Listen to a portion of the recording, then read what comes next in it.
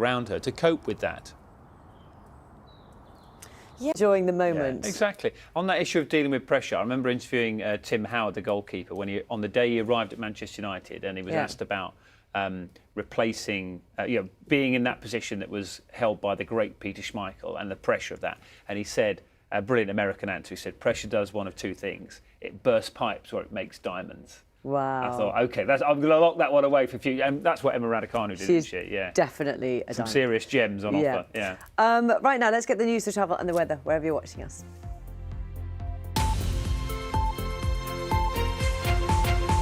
Hello everybody. We're going to bring you the news that Novak Djokovic has failed in his attempt to win a calendar Grand Slam, beaten in straight sets in the US Open final by Daniil Medvedev yesterday. Djokovic had a chance to reclaim top spot in the Scottish Premiership with a 0-0 draw in the Edinburgh Derby. Both goals. Verstappen has been given a 3-place grid penalty for the next Grand Prix after crashing into championship rival Lewis Hamilton in Italy at the weekend. The pair collided. Huge call. And if it goes right, no one talks about it. If it goes wrong, everyone mentions it. And one of your big plans for the year is to watch how much of the Ryder Cup? Well, I've got something else on as well, but I'm in talks to make sure I can fit things around my Ryder Cup plans. Yeah, good luck with that. Thank you, Sal. It's a 7:46. It's time for the weather. Matt's got more lovely clouds. Morning. Good morning. What's that behind you there? Plenty of it. Is this altitude?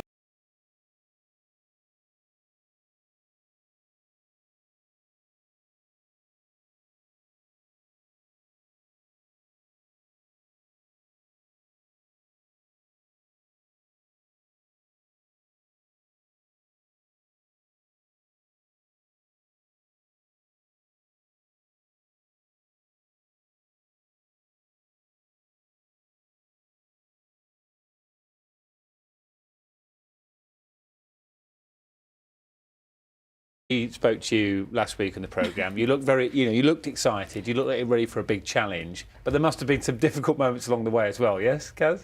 Yeah, there are a few good blisters. Turned up to meet you on the finishing line, didn't they? Oh yeah, I think coming round the corner and hearing the bagpipes was a real.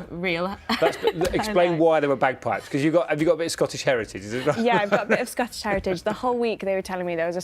There are so many of us who've been through something, connected to someone who's taken their own life and have felt that loss, and here you are doing something positive. That's why people just thought, I'll support you every step of the way. I think it's so important with any sort of tragedy or like hardship, level of empathy that not many people have, and we have to use it. It's the only way that I think. Angela, the same question I asked you, because it's called Bags for Strife, and that's a really particular reason why you called it. Will you tell everybody why that is? Yeah, so just after we lost Kat, I messaged friends and family. The total for the charity after you'd come on the programme and about an hour in. We absolutely just could not believe it. It was spurring us on the whole. It's an immensely powerful thing to be involved in this sort of, I suppose, physical attempt to try and raise money. And then along the way, people who've never spoken about things will come up and grab you and say, I watched you this morning, or I've heard about this, and this is what happened to me. Yeah, I think that it's so powerful once you sort of open your door to it and are brave enough to talk. Got the headlines coming up shortly. Singles title at a major for 44 years. The last was. Good morning. We've all got used to pictures like this, haven't we? Celebrations of Emma Raducanu, because the teenage tennis star says she's ready for anything and can cope with her rise to stardom after that amazing win at the US Open. The 18-year-old is expected to do a round of interviews today with American television networks and is predicted to become one of the sport's biggest earners. Our correspondent James Reynolds has more. And just a warning, his report contains flash photography. Past 8. Time for the weather. Matt, what have you got? I've got cloud again for you, Louise. Not good enough. Not good. So we have been talking all morning, pretty much all weekend actually, Yes. about the amazing success of Emma Raducanu at the US Open. Sally is here with a bit more. She's got totally busted. Yeah, we were talking we were about chatting about Emma Raducanu. yes, just sort of marvelling at her brilliance, weren't we? And that's what we're talking about this morning. We are. We're talking about this brilliant new star. Emma Raducanu's thrilling US Open win ended Britain's 44-year wait for a women's singles Grand Slam. For it to go down at the end and find her and just have a moment with her. And you could tell when she was talking about it, her eyes filled with tears because it was a real moment for both of them. It's such a long time as well. I mean, how many times covering Wimbledon, as Sue Barker said, it's first time since, you know, all that weight and that baggage. And Emma Raducanu's gone and she's done it. Pulled it off at 18. Yeah. Incredible. Thanks so much, Sal. So could her success inspire a whole new generation of British tennis stars? Tim is at the National Tennis Centre for us this morning, where I expect there is a spring in everybody's step.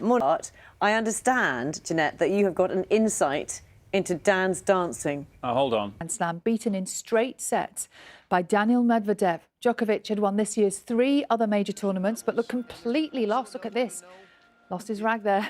This year's Paralympic Games had a hugely successful competition, topping the podium over 120 times and finishing second on the medal table behind China. And last night, over 200 athletes across 19 sports were welcomed home with a very special concert to celebrate their achievements. Matt Graveling was one of those fortunate enough to be there.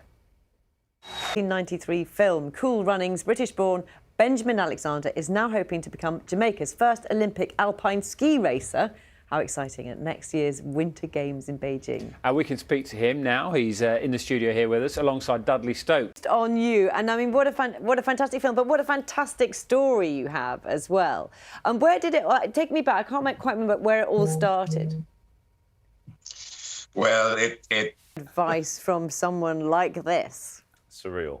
Absolutely surreal. I mean, as I said, we all watched To getting the qualifying time and sort of where are you in that calendar of making sure you can be there in Beijing? Yeah, so I'm a matter of sight.